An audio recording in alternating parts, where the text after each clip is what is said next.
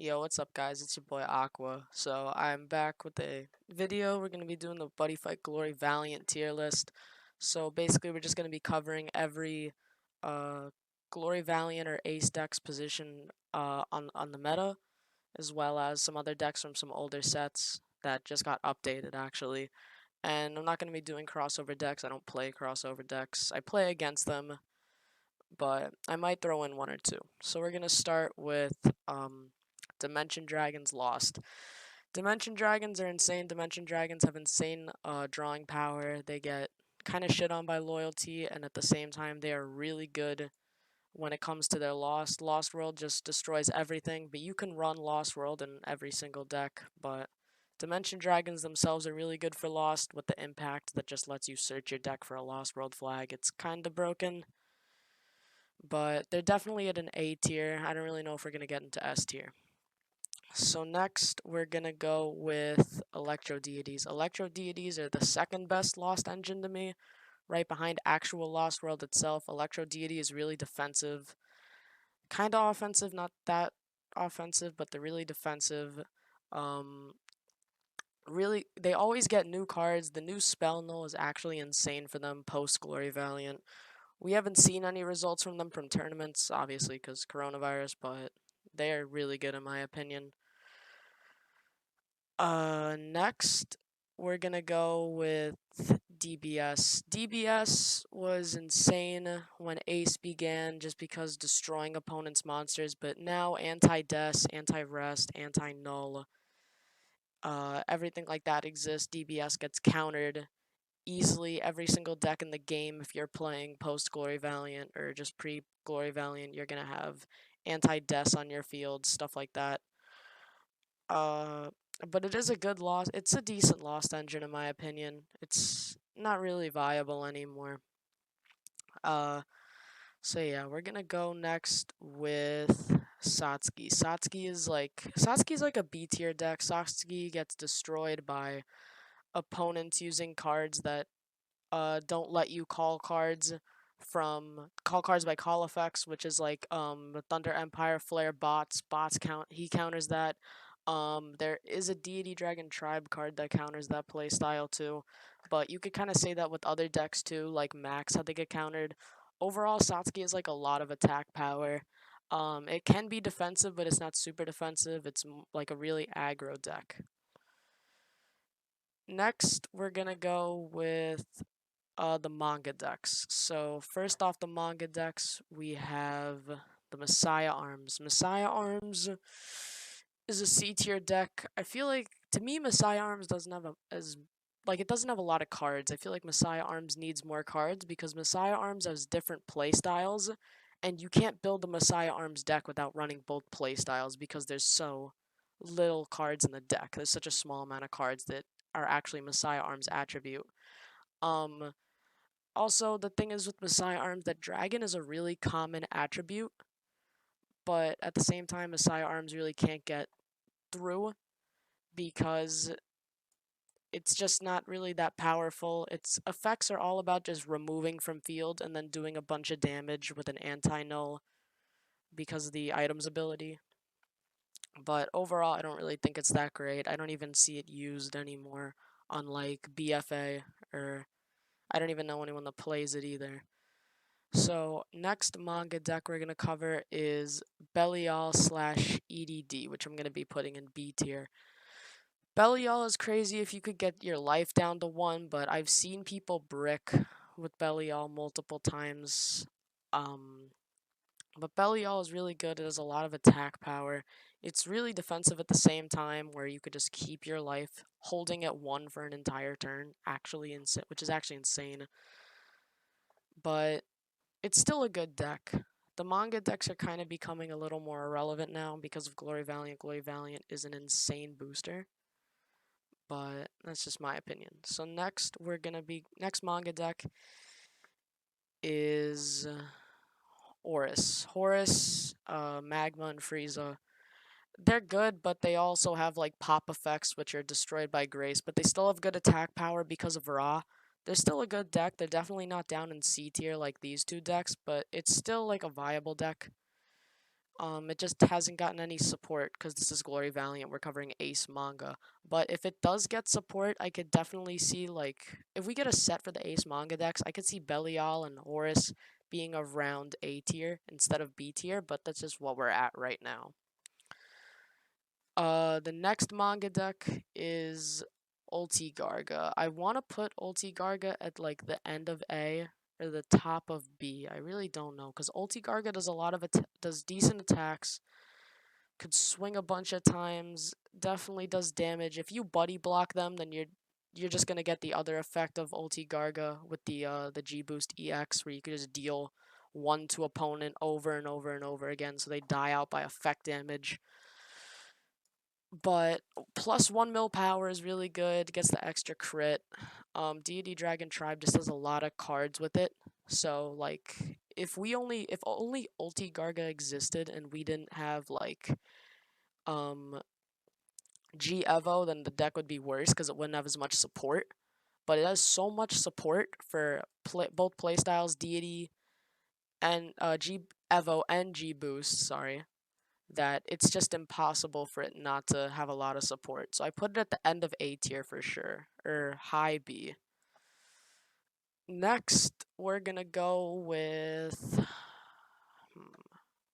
last manga deck, which is Time Dragons. Time Dragons have been top of C, I'll put it. Time Dragons have been, like, nerfed because of cards like Grace. Grace is an insane card.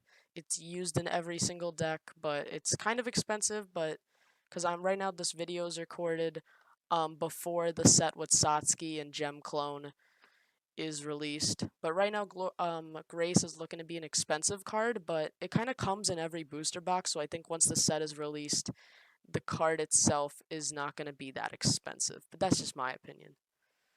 So now we're done with the manga decks, I believe. So now we're going to get into some more Glory Valiant and pre-Glory Valiant. So I want to talk about Jackknife. Jackknife is a really good deck, and I think usually you'd run this in Star Dragon World, but I think the biggest problem with the Jack is actually getting Jack itself, because most of your draw power is cards like Star Believer and Iris Lilac, which require dropping a soul from a card on the field, which if you don't get Jackknife, you can't draw, but you kind of need to draw to get into Jackknife, which is a big problem. But the thing is, once you do get Jack set up on the board, your cards have crazy stats, the impact is good, the item is really good, you could do a lot of damage, you got decent burns, and the cards themselves are just really good, are cool, just nice, good looking. But I would definitely put it around low B, maybe above Frieza, but a little below Belial, just because of bricking and things like that. Belial doesn't brick a lot. It bricks sometimes, but definitely not as much as Jackknife. Next we will get to. I'm surprised that we don't have Black Funeral or Dark Burial as it's referred to in English on this tier list. I think that it is like a BC, maybe A, maybe yeah, B or C for that deck, but that's not on here. So next we're gonna talk about Imperial Core. Imperial Core is a deck that I really like personally, but I think that Imperial Core is something that struggles in the meta right now because every deck is anti-everything. That's just because of the power creeping. The power creeping is horrible for EC, but EC is still viable because it's a really good Lost engine, but I don't really want to... I put ED here because it's a good Lost engine, but it's also just a good deck on its own. This is a good Lost engine, but it's not good enough on its own to put it in B. So I really would put it in C. Definitely not Time Dragons. Time Dragons also for people that are like triggered. I would put Time Dragons low B, high C. Because it just gets countered. It really does now. With just Grace. Grace destroys them. But yeah, EC is definitely a C tier. EC has really good draw power. It has decent defense, but its whole purpose is dealing damage by card effects, which is... most decks counter it completely with just a lot of set spells that do that. So next we're going to talk about I want to talk about Godpunks. Godpunks is one of the only decks on the list that I actually have played. There are other ones I've played, but I haven't mentioned it. Godpunks I've played, and Godpunks I really like as a deck. I think they're one of the funnest, if not the most fun deck to play in Ace right now. They're really fun, but the problem is when you're playing against them, it's just a horrible experience. You lose all your gauge, you lose all your hand cards, your monsters get thrown off the field. Godpunks can't be countered by Grace for the call cost of the new Brawl Zeus. New Brawl Zeus is insane. The new item is just crazy. But Godpunks are definitely an A. I don't know if I would put them above ED, but I would definitely put them around here. Above Ulti Garga.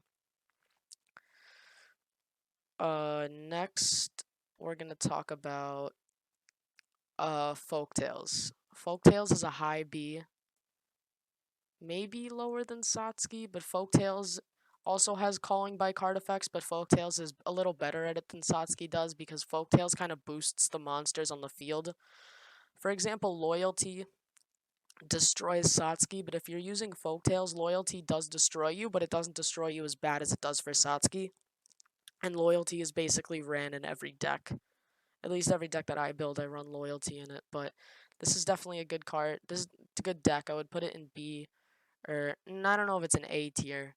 And I don't know if Garga's really good, but I think it'd be like high B. I might move it back here. That's good.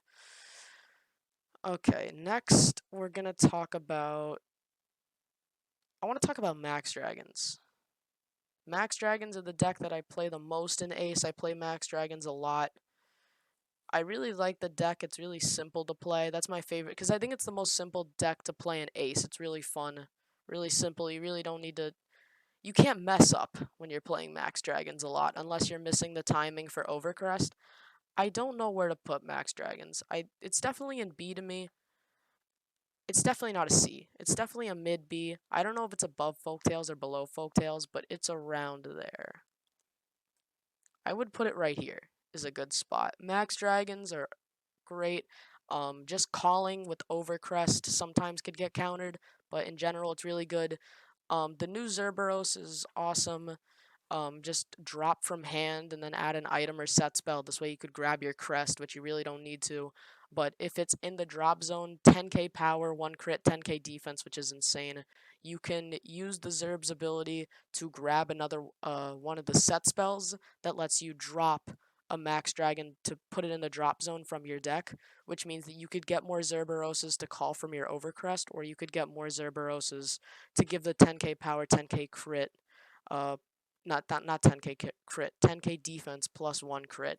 The new item for Zerberos is really good too. Overall, I think it's like a B tier, high B tier. I don't really know what would be an S. Maybe I might move this up to S, but the thing is, I don't think it destroys everything else that bad that it needs to be an S. Because an S tier deck would kind of like dominate the meta. Everyone would be playing it, which a lot of people do play it, but I think it's definitely above these two. Alright, next we're gonna talk about.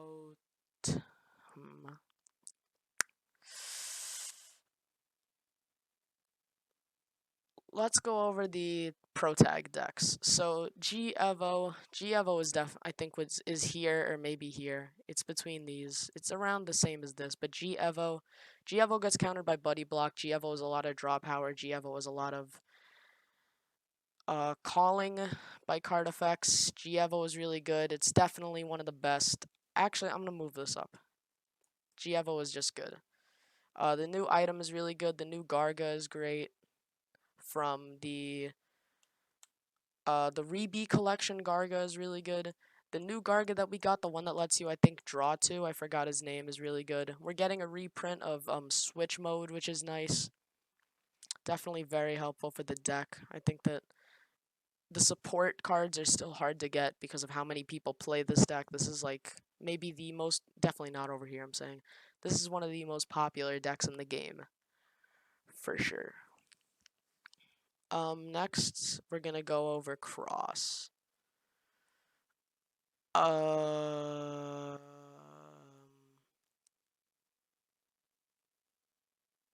put Cross here. I will.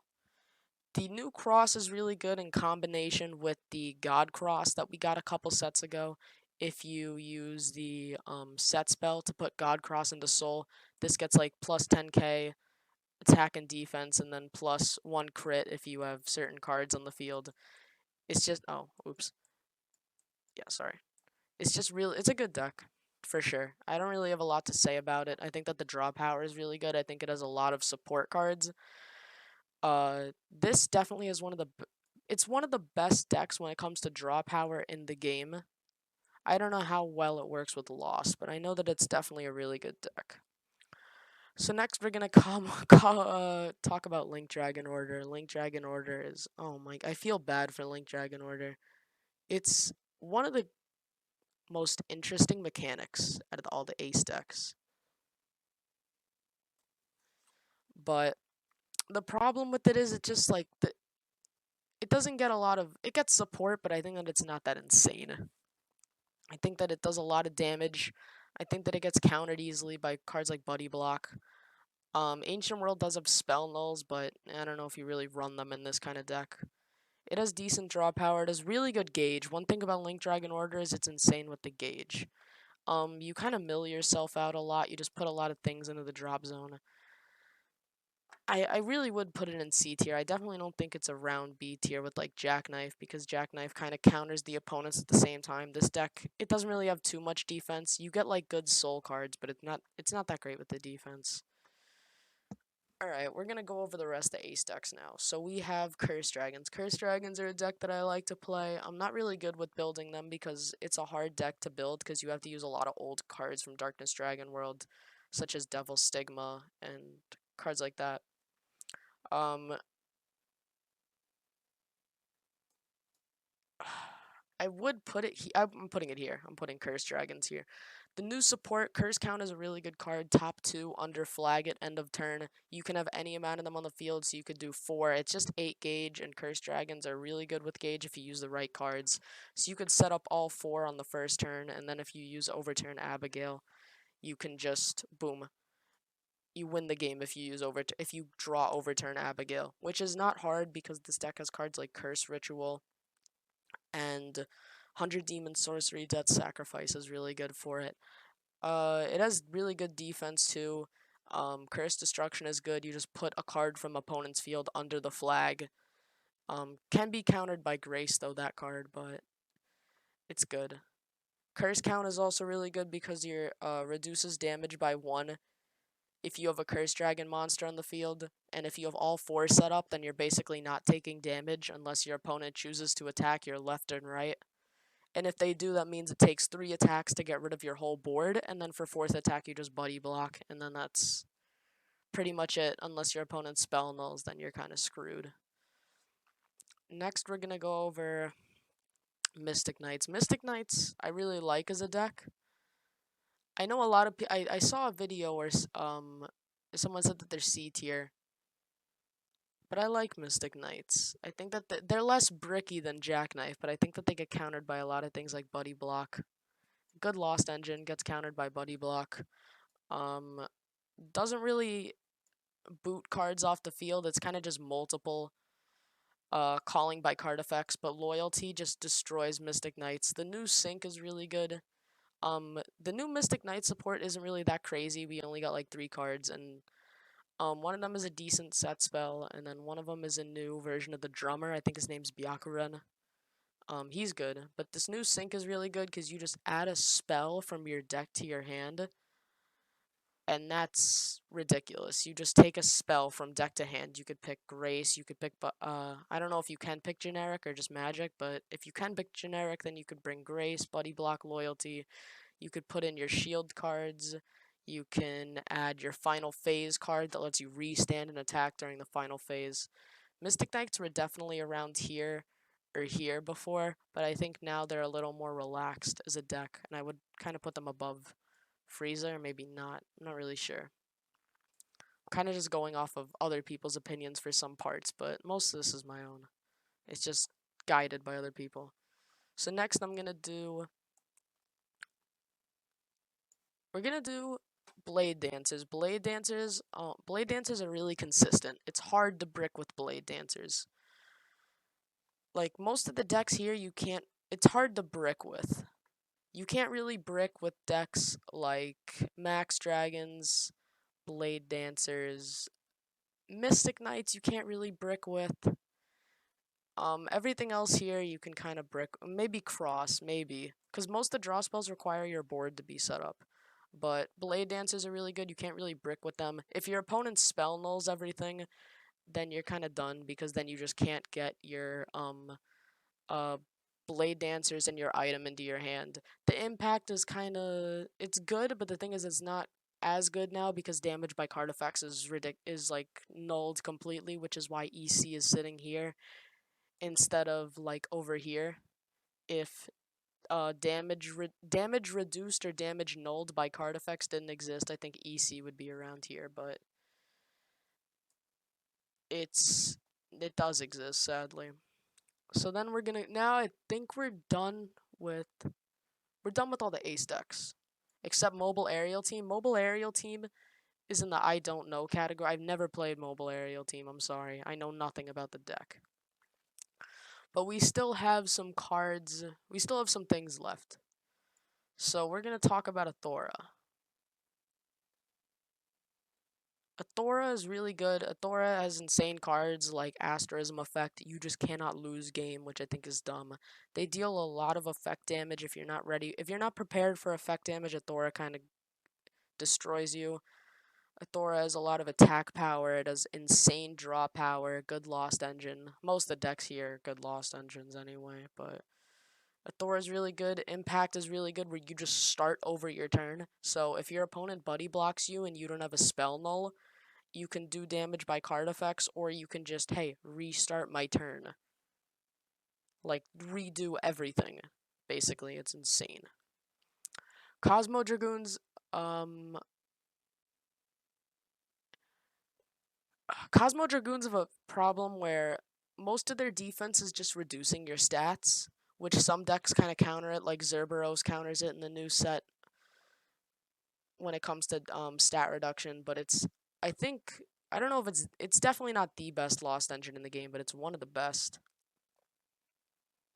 But I'm putting it here.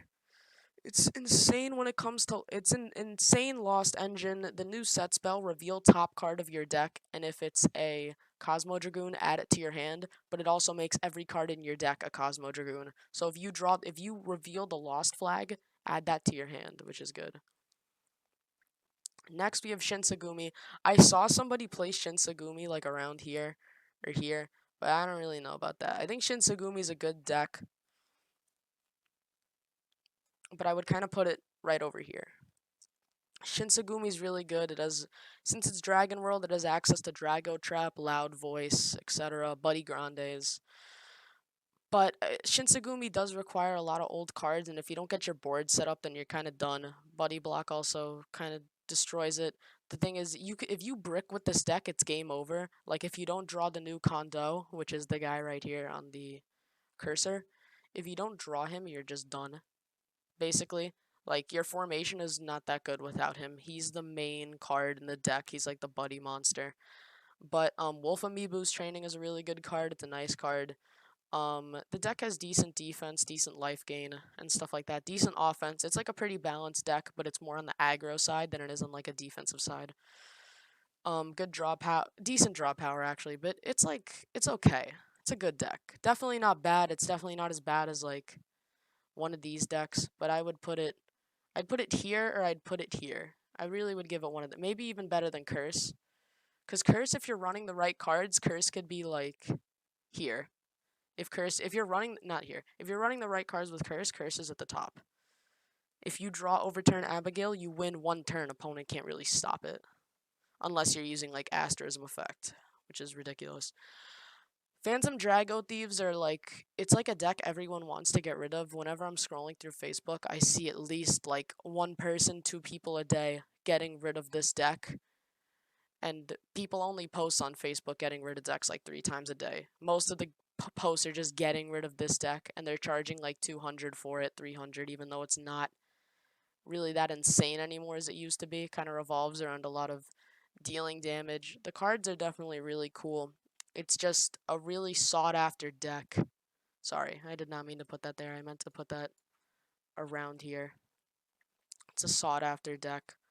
It's just not that insane anymore. It does have really good draw power. The resting is insane. If your opponent doesn't run anti-rest, there's a trap card. I think it's like Drago. I don't know what the name of it is, but you just basically rest every card on the opponent's field,